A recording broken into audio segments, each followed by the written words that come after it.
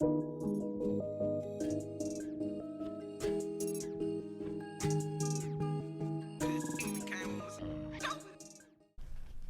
up, y'all? Welcome back to the Restart Zone Recap. My name's Ducky. My name is Speedway, and today we'll be recapping the Hollywood Casino 400 at Kansas. But to start this episode off, I'd like to say, bro, how about them Braves, bro? Let's go Braves. If y'all didn't know, the Braves in the World Series for the first time since, 1999? 99, My yeah. birth year, so, I'm not from 99. That's from my birth year, so, let's go Braves, playing tonight. Had to give Dog over here, a nice Braves hat. Nice little Braves. I had to rep some Georgia gear. Rep from Georgia. If y'all didn't know, we're from Atlanta, Georgia, so. Yes, sir. Let's start out with the news real quick. Let's talk about Alright. Hendrick Motorsports dominating the day, dominating Kansas. We had Larson, Elliott, and Byron at the top of the pack literally the entire race. The entire race, bro. It was pretty crazy. I mean, it's not that surprising. It's though. not surprising. We literally guessed it. We predicted it last We week. predicted that last week, honestly. I mean, But I said if Chase could fix his wheel, you know what I'm saying, he could possibly get up into the top.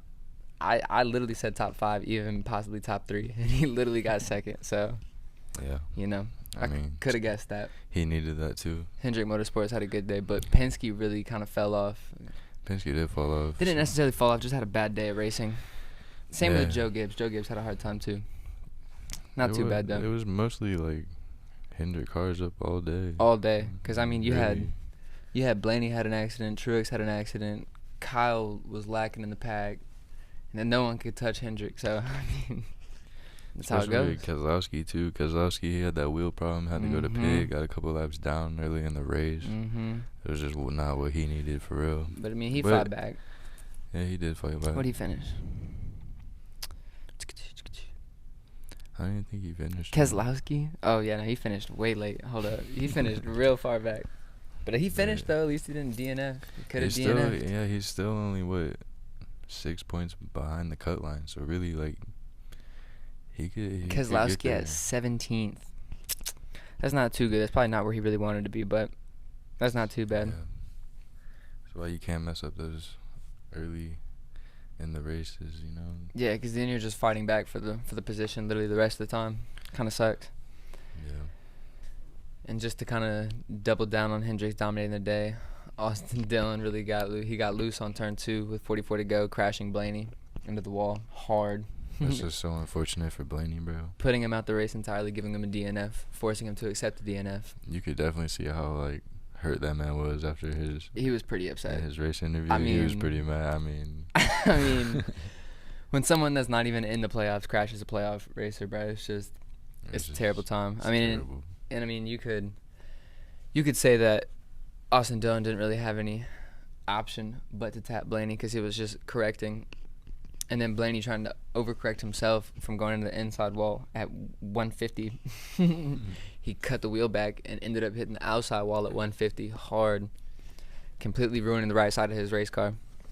Man, it was just terrible. So unfortunate. Same thing with Truex. Truex hit the wall early, still placed. There was a bunch of cars that hit the wall throughout this whole race, and there was a bunch of people pitting for tires. And Miscellaneous stuff, yeah, loose Just tires. dumb stuff. But I mean, Kansas is a rough track though. It's not a yeah. a. But I mean, it did make the race not as as boring as last year's race. Yeah, for facts. sure. Last year's race was not fun to watch at all. But this year's race actually Yeah, it wasn't was that bad. pretty good. Yeah. Actually, I thought it was gonna be worse than what it was. I mean, it was pretty good. I all was things considered. I was watching the race in a truck headed to Kansas actually. I drove like an hour and a half to go watch it at my friend's house, and then the race cut off with literally I didn't even see Blaney crash. I had to go home and rewatch the race and watch the final stage. Yeah, he was pretty mad, bro. But I was pretty mad. I was pretty mad that the race cut off. Yeah, that's never good. And then Kurt Busch racing. I mean, he Kurt had a Busch. really good day. Kurt Busch. I kind of want Kurt Busch to dub one of these two last races. Let's see. Kurt Busch got 4th. Let's go, But Kurt. he was up there in the top 5 the whole race, Man, you can't hate And Kurt Busch. I support Kurt Busch. Yeah, I support Shout Kurt out Busch. Kurt Busch. For real. Shout out Kurt, bro. He's a good guy. I like Kurt. But Kyle, his brother, man, he was lacking, dude. He was having a problem all day. He could not figure out his car, and he really only got lucky. He only made to the 4th spot in the playoff standings because Blaney DNF'd. And it's crazy because Blaney DNF'd, and it's still only -1 That's what I'm saying. under the cutoff line. All the Blaney, Truex, and Keselowski are all 6 points within Each other. Yeah. And that's just crazy because this Martinsville race is going to be something else. Something else. You're going to have Blaney, Truex, and Keselowski and Logano really all racing as hard as they possibly can because it's the cutoff. Even Kyle Busch, he's only 1 point above. Denny Hamlin and Chase Elliott have a big cushion. Which Kyle Larson winning these 2 races last 2 weeks, that means 2 people are going to get in on these points. On points only. Chase Elliott and Denny Hamlin, you're looking pretty good. Yeah, I'm not gonna lie, y'all are straight. But it's Denny Hamlin and Chase Elliott, so like, Yeah. you gotta expect that as well. Just no mistakes from them, and they should be A-okay. Yeah, I mean Chase gained an insane amount of points. Insane, yeah. What was he? Came in like 6th. Yeah, wasn't points, and now he's 2nd. Let's see. I'm pretty sure that's what it was, but that's a big margin for real. Yeah, Chase was -8 before the race. And now he's plus 34. Now he's plus 34. Cool. I mean, really, it's really Blaney. Really, when Blaney crashed, man, that was a big deal for Chase That was and a big Kyle. deal. And even Truex. Even And Truex Truex. hitting the wall. Truex, man. I'm surprised that he kind of passed Denny Hamlin, though. Denny Hamlin didn't have too much of a good day either. No, yeah, Denny wasn't running too hot. He couldn't really figure out his car. He's not too good on. He's not the worst on intermediate tracks, but that's not his strong suit. Yeah. But then we had some other news, some pretty exciting news, honestly, about the next gen car for next year, the new NASCAR next gen. You got Dale Jr., Tony Stewart, and Clint Boyer testing the next gen at Bowman Gray, a half-mile track, testing how the car will handle on a half-mile for the upcoming race at LA Coliseum. Dale and Clint were there to see how the car reacted to turns and weight balancing, and Tony was there testing with Goodyear on new tire compounds for a half-mile race. So if y'all didn't know, they're racing at the LA Coliseum at the beginning of the season. Is like, what is that? It's a football season, or it's a football stadium that's in LA where the USC Trojans play. Yeah. And I think that's in believe the first week of February, sometime It's like gonna that. be before Daytona, right? Yeah, It's the first race they're racing with the next gen. Which, I mean, if you ask me, it's not too smart of an idea. But at Bowman Gray, it was a football field, so it's exactly the same size as it's gonna be.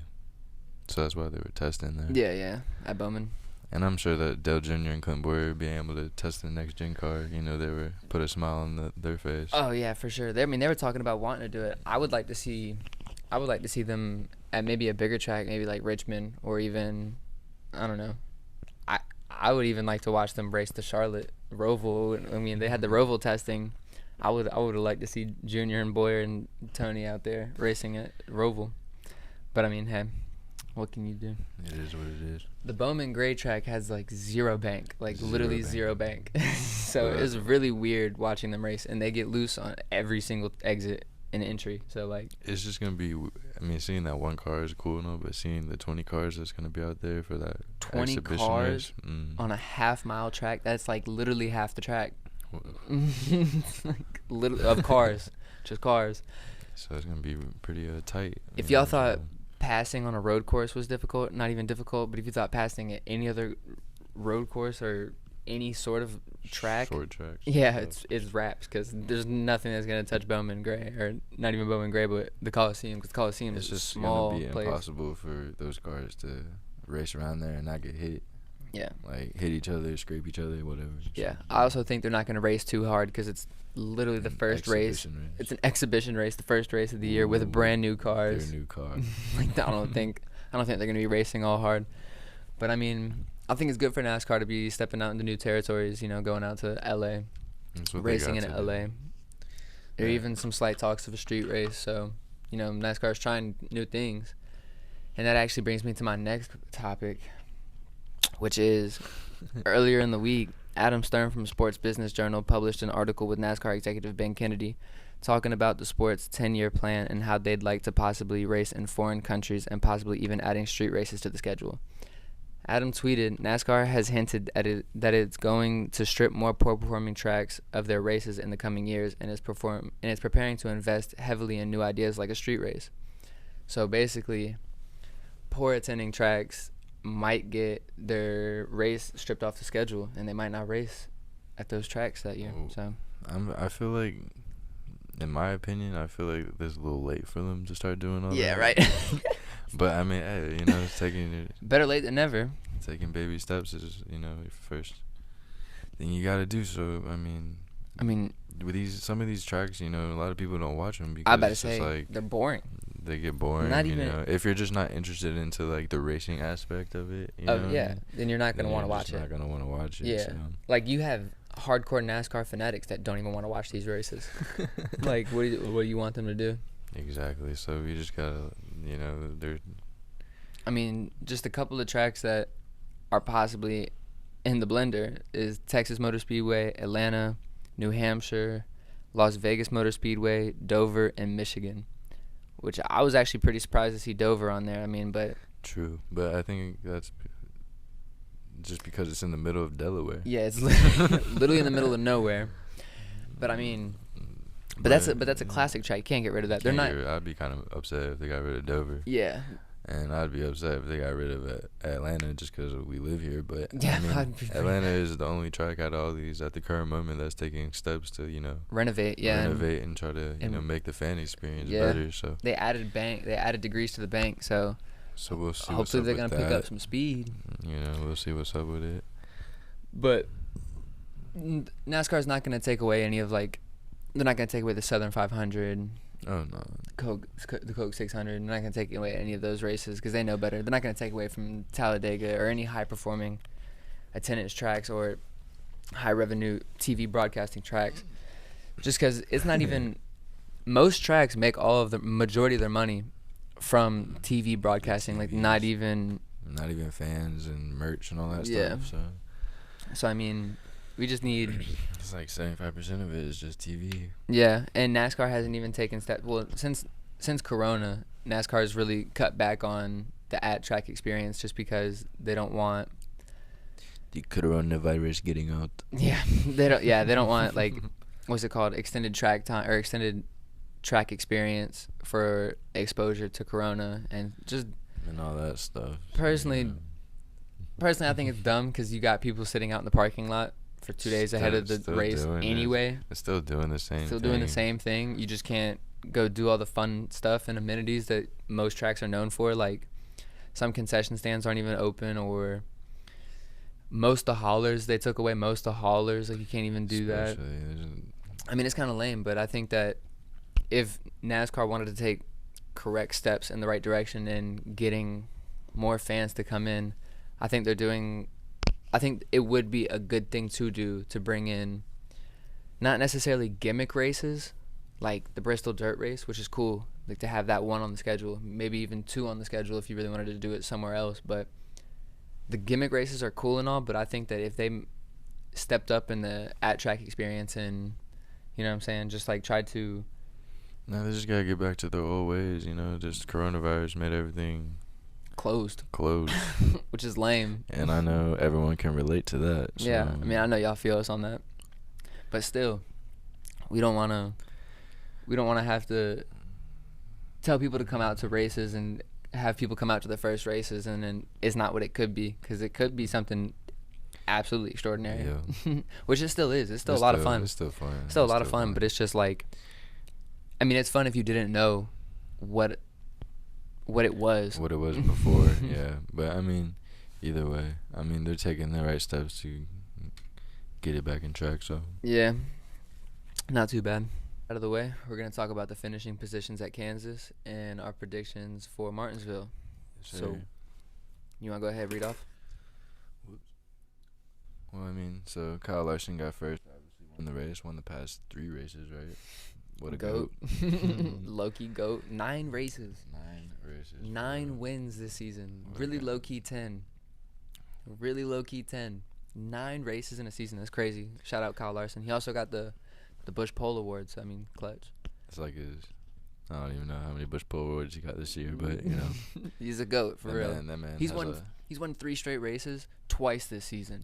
Even all the dirt races he won, bro, he probably could fill his, like, a room in his house, just trophies. From this season. Just this season. But anyways, so we got Chase Elliott 2nd, Kevin Harvick 3rd, Kurt Busch 4th, Denny Hamlin 5th, William Byron 6th, Martin Truex Jr. in 7th, Christopher Bell in 8th, Joey Logano in 9th, and Austin Dillon in 10th. Mm-hmm. And then I'll add Alex Bowman in 11th. So almost all 400 cars in the top 10. So Almost. And Alex Bowman had to start in the back because he's not in the playoffs anymore. But yeah, but he's he's racing. He's still up there. He's still cars. He's still trying. Austin Dillon with the top 10. I mean, Austin Dillon with the top 10. I was pretty surprised to see that too. Yeah. I mean, I'm not too surprised to see Joey, Martin, William, Denny, Kurt, Kevin, Chase, or Kyle up there. I mean, yeah. I could say I'm somewhat surprised to see Kurt Busch up there, but not really, because he's really been. It's not surprising. It's just like, Kurt Busch had a good day. Mm-hmm. I think Kurt Busch really could have gotten into the playoffs if he just had a better regular season. True. And maybe even picked up a win or two. Even you got Bubba Wallace and Daniel Suarez cracking the top 15. Top 15s. That's pretty cool. Shout out Bubba. Shout out Ross Chastain too. Ross Chastain for sure. 13th. Daniel Suarez, what a goat for real. And then we gotta talk about it. Alfredo DNFing for another race. Poor Alfredo, bro. I don't want this. God. I don't want this to be like a segment on the show where we talk about poor Alfredo and his finishing positions, bro. But my man Alfredo cannot get a break, and it does not make any sense to me. I mean, I'm just Anthony Alfredo. If you ever come across this podcast, I hope you know that the Bank Boys are cheering for you. We are cheering for you, bro. We see that you're trying, my man, for real, and we want you to win, for real. For real. That's crazy. I'm sorry, man. But we got Blaney DNFing, Alfredo DNFing, we got Justin Haley DNFing. I don't even remember Justin Haley in the race, but maybe. Well, he wasn't in the race that long, apparently. So. Well. I'm dead. And then for our playoff standings, we got Kyle Larson in first with the W. He's already certified. He's already verified for the championship for us. We straight. Clutch with that. You got Chase Elliott in second at plus 34. Denny Hamlin with plus 32. Kyle Busch in fourth at plus 1. Very close to the cutoff line. Ryan Blaney in fifth at -1. Truex Jr. -3. Keselowski -6. And Joey Logano at -26. So... I'm sorry, I didn't mean to laugh. I'm not gonna say I want to see Joey down there. I'm just gonna say I didn't expect Joey to be down there. He made the championship for last year, so from dubbing Kansas. Yeah, that is true. So, you know what I'm saying? I mean, he could also dub Martinsville. He could dub Martinsville, but I don't think he will dub Martinsville. If you want my honest opinion. Well, we gotta see if those Penske cars will even. They need to definitely work on the Penske cars. It's a different car, right, for this race? I think it's It's a short track, yeah. Mm. So Penske's usually pretty good at short tracks, and Joe Gibbs. So yeah, and Gibbs. So maybe. And Hendrick. I mean, bro, they're all pretty good. I mean, you're talking about the most elite, elite racing teams in the Cup Series.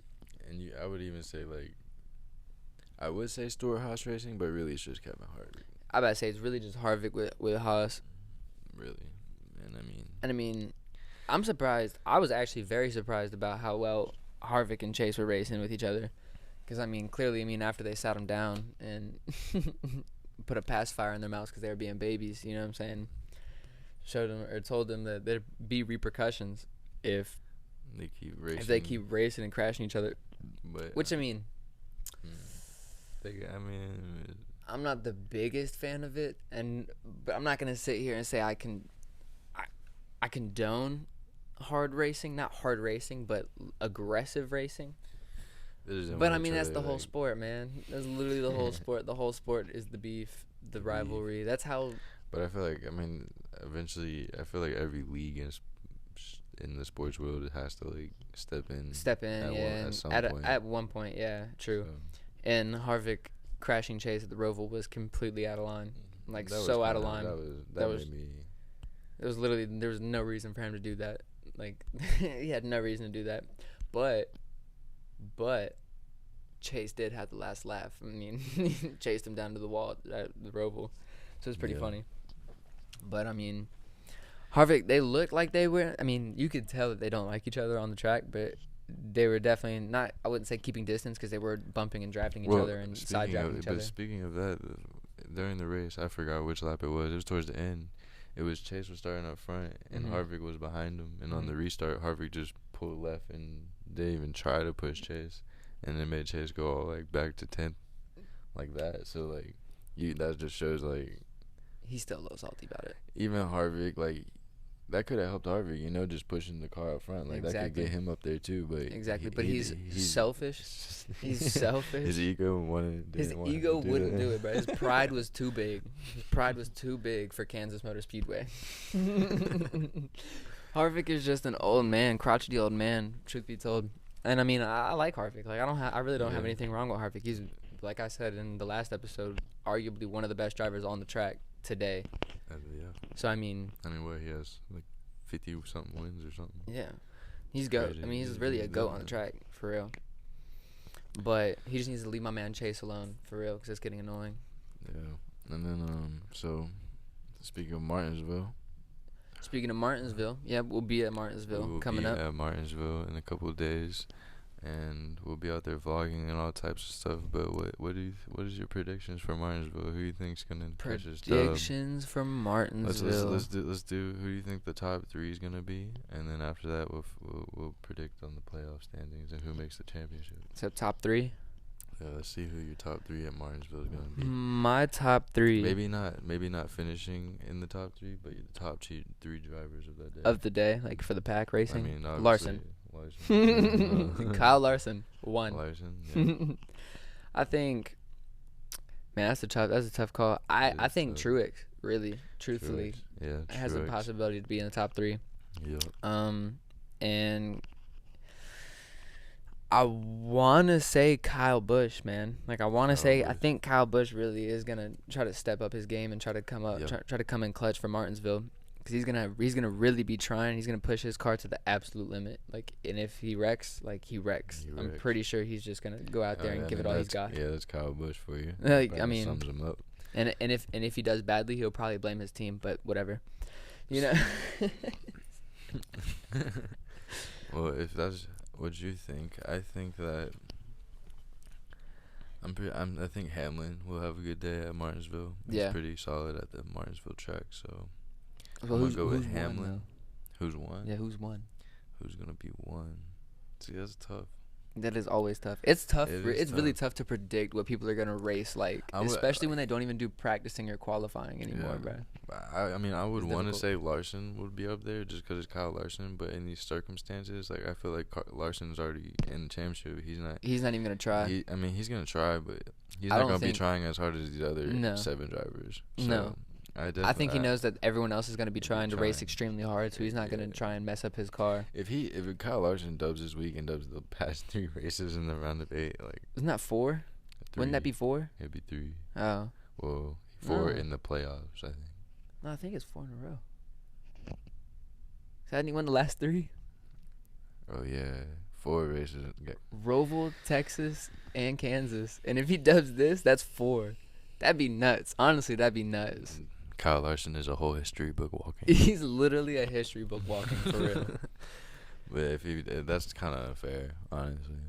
But I mean, it is what it is. And it is what it is. Yeah. I mean, and if I'm gonna have to say that I think Chase Elliott will be a number 1, because I can't doubt him. He did that last year, like.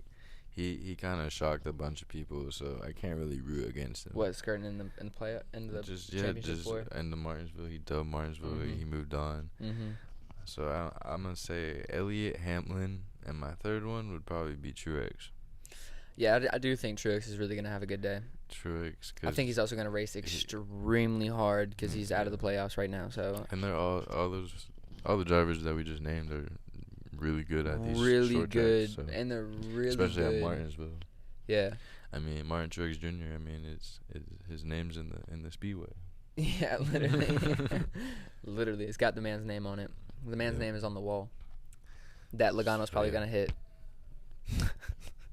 And Alfredo. I'm sorry. God, I don't even want to talk about it. I don't even want to talk about it. But yeah, well.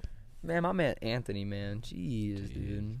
Well, yeah, so the Bank Boys will be out in Martinsville, Virginia in a couple days. Yes, we'll be there for the truck race, the Xfinity race, and the Cup race. And the Cup Series race. We'll be interviewing fans, talking to y'all, seeing what's up, what y'all doing. Meet some new faces. That's always fun. So spread love, spread why we like the sport, why we love the sport, for real. Yes. This is a great sport. Yes. And NASCAR is taking big changes, or taking big steps to make changes to get new fans, get new publicity. They're doing new things, so I think that we'll see a lot of new fans in the coming years, personally. Yeah, we will. And then speaking of Martinsville, bro, that's gonna be our last time in person seeing the Gen 6 car. Oh my God.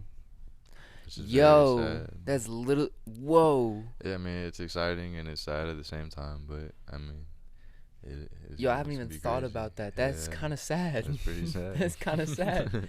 I mean, I'm super excited to see the next gen in person and see all of them racing together. It's always sad to leave air behind. Dang. But yeah, well, this is episode 2 of the Restart Zone recap for the Hollywood Casino 400 at Kansas Motor Speedway. Casino 400. Yes, sir.